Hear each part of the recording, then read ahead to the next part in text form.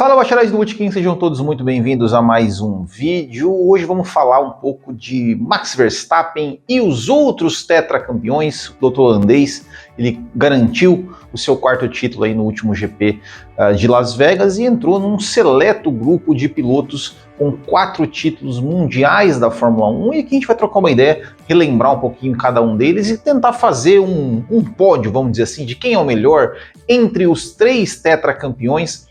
E aqui eu quero dizer assim, é minha opinião, vou dar meus argumentos, você pode discordar à vontade, comente aqui nos comentários aqui que se você discorda, claro, com argumentos, com educação, tudo certo, como a maioria de vocês sempre costuma fazer aqui no canal. Bom, Max Verstappen se igualou então a Alain Prost, que ganhou 4 campeonatos em 85, 86, 89 e 93, e Sebastian Vettel em 2010, 2011, 2012 e 2013, e agora Max Verstappen em 2021, 22, 23 e 24.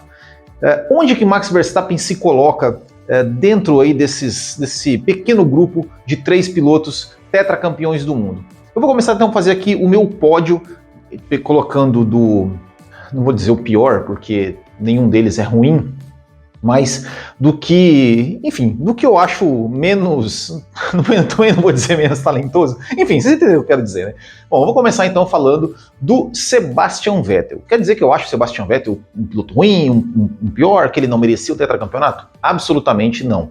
O Sebastian Vettel, ele é um piloto que conquistou 4 títulos mundiais, levou a Red Bull a seus 4 primeiros títulos mundiais, ele ajudou a Red Bull, de certa forma, a mudar de patamar. A gente lembrar a Red Bull antes do Vettel, a Red Bull era aquela equipe que era conhecida por ser, né, uma equipe legal, bacana, com música, com não sei o quê, com ação em Superman, com ação de Star Wars, mas nunca foi uma equipe vencedora. O Vettel chegou no grupo Red Bull em 2000 na Fórmula 1, né, em 2008, ele estreou na Fórmula 1 em 2007 já como piloto Red Bull pela equipe Sauber, substituindo o Robert Kubica. Impressionou na sua estreia, conseguiu marcar pontos na sua primeira corrida, conseguiu se classificar muito entre os 10 na primeira corrida. Depois foi para a Toro Rosso, conseguiu vencer sua primeira corrida com a Toro Rosso. A primeira vitória do grupo Red Bull foi com o Vettel na Toro Rosso em 2008. E aí ele foi promovido a piloto da Red Bull em 2009 e já, logo de cara, conquistou e conseguiu ser vice-campeão mundial. E a partir de 2010, enfileirou 4 títulos mundiais. E o que a gente ouve falar muito do Vettel, né? Pessoas assim que, principalmente pelo fim de carreira do Vettel, muita gente fala assim, porque o Vettel só ganhou 4 títulos porque ele tinha um super carro, porque o Vettel qualquer outro piloto no lugar do Vettel também ganharia 4 títulos. E eu, respeitosamente, discordo absolutamente dessas afirmações. Eu sempre costumava dizer assim que a Red Bull tem 4 títulos por causa do Vettel e não o Vettel tem 4 títulos por causa da Red Bull. E por que eu digo isso? Porque entre 2010 e 2013, a Red Bull não teve, durante todos esses anos, um carro super dominante. O carro de 2010 da Red Bull ele não começou dominando, embora tenha terminado a temporada de 2009 muito bem, ele estava ali junto, né, com a McLaren e com a Ferrari. Da mesma forma, em 2012. Em 2012, se a gente for lembrar, as 7 primeiras corridas, nós tivemos 7 vencedores diferentes. E era um começo de temporada onde a Red Bull não se adaptou muito bem, ali, principalmente aos pneus Pirelli, e demorou um pouco para engrenar, foi conseguir se acertar mais para o meio da temporada, para a parte final, ali onde o Vettel emendou ali 4 vitórias seguidas, depois ele conseguiu ali um 3º lugar em Abu Dhabi, chegando de último, e conseguiu conquistar o título no Brasil. Então, assim, ele conseguiu 2 viradas muito improváveis, até a gente pode dizer, disputando em 2010 contra o Alonso e contra o Hamilton até um certo momento, e em 2012 também contra o Fernando Alonso. Então, são 2 títulos assim que, ao meu ver, assim, não foram, não, ele tinha um super carro e ganhou facilmente. Não foi isso. E 2011, 2013, sim, a gente pode até falar, né, que realmente a Red Bull estava um carro mais acertado e aí ele dominou, não deu chance para absolutamente ninguém. Muita gente fala assim, mas o Vettel nunca ganhou uma corrida partindo de terceiro para trás. É verdade, de fato. Mas isso para mim mostra que ele era bom. Quando ele tinha a chance de ter o carro, ele se classificava bem, se classificava na frente. Ele sempre foi um cara que, na Red Bull, ele sempre se classificou muito bem também quando teve chance. E o Vettel, ele fez esses 4 títulos, conquistou esses 4 títulos e na época que o Vettel se aposentou, principalmente, né, teve muitos depoimentos de pessoas que trabalharam com o Sebastian Vettel, e eu lembro que eu até tentei procurar aqui, mas não achei novamente, um comentário de um cara da Red Bull dizendo, olha, não, o Vettel era um cara absoluto, o próprio Christian Horner já falou isso também, que era um cara absolutamente, né, digamos, workaholic, né, trabalhava, tentando sempre entender, tentando buscar informações, tentando entender o carro, tentando onde melhorar o carro, e ele ajudou, de certa forma, a mudar um pouco a mentalidade da Red Bull, assim, de ser uma equipe mais focada realmente em vencer, em mudar alguns processos. Já ouvi dizer também, já li também, que ele fez isso na Aston Martin, que ele transformou essas coisas, a Aston Martin também no patamar da Aston Martin, no sentido assim de otimizar processos, otimizar feedbacks, otimizar, enfim, estudos de telemetria, reuniões e tudo, para sempre conseguir um melhor resultado. Inclusive, eu vi uma vez uma entrevista de um cara da Ferrari que falou que quando ele chegou na Ferrari, ele tentou fazer a mesma coisa, disse que ele chegou e falou assim, olha, lá na Red Bull a gente fazia assim, vamos fazer aqui também na Ferrari. E falaram, não, mas aqui você está na Ferrari, você não está na Red Bull, então você não vai fazer. Enfim. Mas o Vettel teve a chance, ganhou 4 campeonatos, e ninguém ganha 4 campeonatos se não for um cara fora de série. Né? O Vettel ele foi trazido para a Fórmula 1 assim, pulando etapas, né, de categorias de base, porque justamente viram algo nele, e ele foi lá, ganhou os 4 campeonatos. Muita gente fala de 2014 do Vettel, né, para desmerecer o Vettel, porque tomou o pau do Ricardo. Cara, o cara vinha de 4 campeonatos consecutivos, chegou numa Red Bull que não ia mais, não acertou nenhum carro. Tem claro, as motivações diferentes, né? O Ricardo, um jovem piloto entrando, querendo mostrar serviço, e o Vettel, acostumado a andar na frente, andando atrás. E tem o fato também de que a Red Bull precisava acertar o carro e sempre as experiências que precisavam fazer no carro iam para o carro do Vettel, assim como aconteceu com o Hamilton em 2022, a Mercedes. A Mercedes não acertou o carro, o Hamilton era o cobaia, enquanto o Russell, né, ficava com um carro mais padrão, vamos dizer assim, porque obviamente eles não queriam queimar o George Russell, como a Red Bull não queria queimar o Daniel Ricciardo, colocar os caras ali para andar numas carroças, né? Aí temos 2017 do Vettel, 2015 foi muito bom do Vettel também, 2016 mais ou menos, mas 2017 foi muito bom. A Ferrari não era também um carro, conseguiu se acertar em alguns momentos ali na temporada, no começo da temporada, mas como acontecia sempre na Mercedes, já começava bem e conseguia melhorar ainda mais o carro no final da temporada. Mesma coisa acontecia com a Red Bull, né? Se você lembrar 2017, 18, 19, a Red Bull sempre, na maioria das vezes, ganhava corridas mais no final da temporada, porque era quando o seu carro evoluía, e a Ferrari, ao contrário, sempre evoluía, sem contar erros de estratégia e tudo mais. E claro, depois de 2018, da Alemanha em 2018, o Vettel teve uma queda no seu desempenho, mas estava bem no campeonato também com um carro que tinha, em algumas pistas, conseguia se sobressair em relação à Mercedes, mas tanto em 2017 quanto em 2018 o Vettel conseguiu liderar boa parte do campeonato. Em 2019 ele fez, por mais que ele tenha terminado atrás do Leclerc, eu posso até dizer que foi um ano, cometeu alguns erros, mas foi um ano ok. 2020 aí realmente foi, para mim, o pior ano dele. Estava muito mal.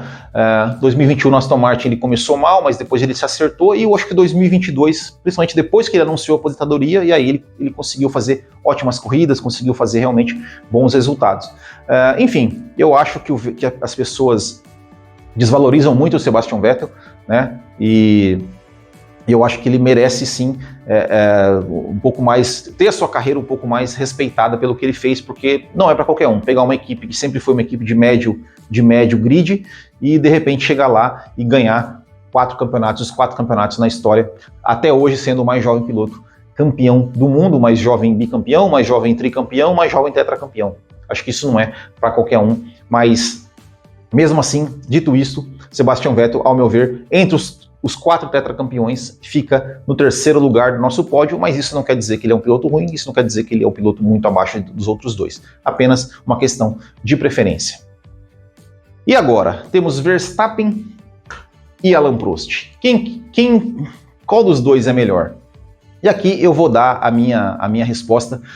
Já vou dizer qual dos dois eu acho melhor, qual dos dois eu considero ainda maior, não vou dizer melhor, mas maior nessa escala imaginária que a gente faz. São 2 pilotos com estilos absolutamente diferentes, né? Um totalmente instinto, totalmente um cara rápido, um cara veloz, um cara agressivo, enquanto o outro era o cara mais conservador, era um cara que não se arriscava muito, era o cara que pensava no campeonato como um todo e não assumia riscos que ele julgava desnecessários. Mas se a gente pegar a comparação dos dois, assim, né, a carreira dos dois, o Alain Prost, ele já na Renault, ele em 82, ele chegou a liderar o campeonato, acabou perdendo, no final do campeonato acabou tendo algumas quebras, acabou perdendo aquele campeonato. 83, da mesma forma, com a Renault também, estava liderando até o final do campeonato, acabou perdendo. 84, da mesma forma, perdeu no detalhe ali para o Niki Lauda, por apenas meio ponto, mas fez uma ótima temporada também. Aí ganhou 85 de uma forma até dominante, vamos dizer assim, né? Porque não tinha muito, a McLaren não tinha a Ferrari ali, que era um bom carro, mas acho que faltou piloto para a Ferrari também, e no final a Ferrari sofreu também com questões de confiabilidade. 86 ganhou, se aproveitando da disputa interna da Williams entre Mansell e Piquet, então ele ganhou um campeonato sem ter o melhor carro durante toda a temporada.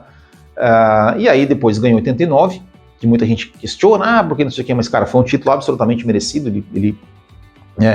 Tudo bem, o Senna teve seus azares, teve suas quebras, mas ele mereceu aquele título, ao meu ver.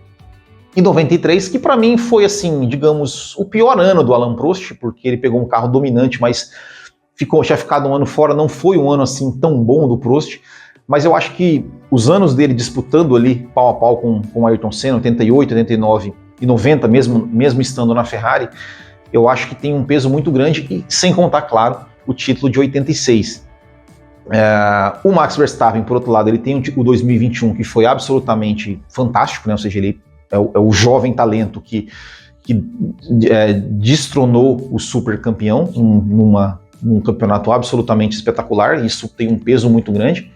Aí 2022, 2023 foi dois campeonatos dominantes, onde ele de fato não deu chance para ninguém, e o 2024 ele começou dominante e depois ele teve que remar ali, teve que mostrar todo o seu talento, teve que dar uma de Prost, né? Aproveitar os pontos sempre que possível, tentar fazer o máximo de pontos que ele conseguia, mesmo não tendo um carro superior.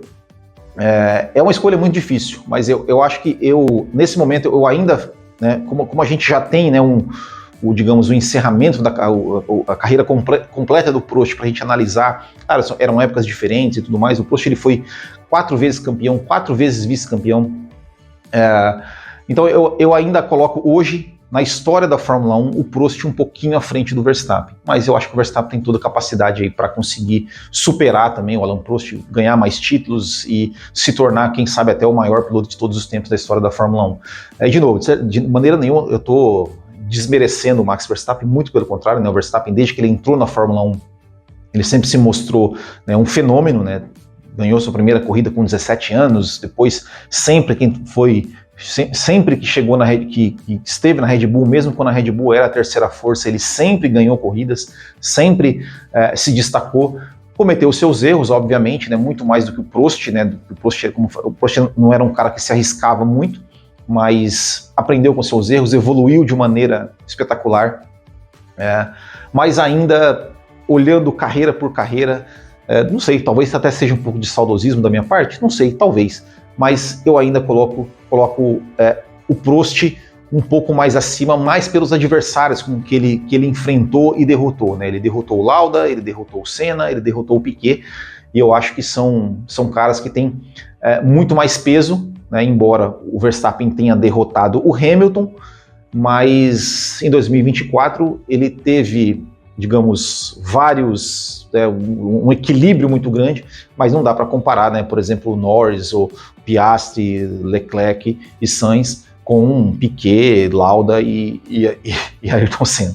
Pode ser que um dia, né, que Norris, Leclerc um dia se tornem grandes, né, super campeões também, e talvez mude a perspectiva, mas hoje eu ainda acho que o Prost está um pouco acima de Max Verstappen aí dentre os tetracampeões, ainda considero o Alain Prost o melhor dos tetracampeões. Quero saber sua opinião, me conte aqui nos comentários se você concorda comigo, discorda, quero ver, discorra sobre o assunto, e é isso aí, vamos trocar ideia. Muito obrigado, um grande abraço a todos, até o próximo e tchau.